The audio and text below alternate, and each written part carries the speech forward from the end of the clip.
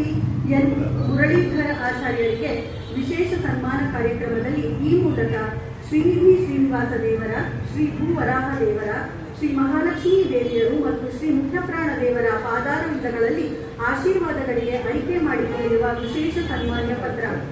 Vedamurthy Shri N Muralidhar Achar ಅವರಾದ ತಾವು 1949 ಇಸ್ವಿಯ March 8ರಂದು ಕೀರ್ತಿಶೇಷ ಸಿ.ಆರ್. Narayana Murthy ಮತ್ತು ಶ್ರೀಮತಿ ಸರಸ್ವತಮ್ಮ ಅವರ ಸುಪುತ್ರರಾಗಿ ಜನಿಸಿದರು. ಬಾಲ್ಯದಲ್ಲೇ ಆಧ್ಯಾತ್ಮಿಕ ವಾತಾವರಣದಲ್ಲಿ ಬೆಳೆದ ನಮಗೆ ಶ್ರೀ ಹರಿವಾಯು ಗುರುಗಳ ಭಕ್ತಿಯ ಆಸರೆಯಲ್ಲಿ ಶ್ರೀ ಮಧ್ವ ಸಿದ್ಧಾಂತದ ಅರಿವು ಮೂಡಿದುದು. ಮುಂದೆ ತಾವು ಹರಿವಾಯು ಗುರುಗಳ ಸೇವೆ ಮಾಡಿ ಶ್ರೀ ಸುಧಾಮಂಗಳವನ್ನು ತಮ್ಮ ಗುರುಗಳ ಕೃಪೆಯಿಂದ ನೆರವೇರಿಸಿರುವುದು ಆಧ್ಯಾತ್ಮಿಕ ಸಮಾಜಕ್ಕೆ ಒಂದು ಭಾಗ್ಯ.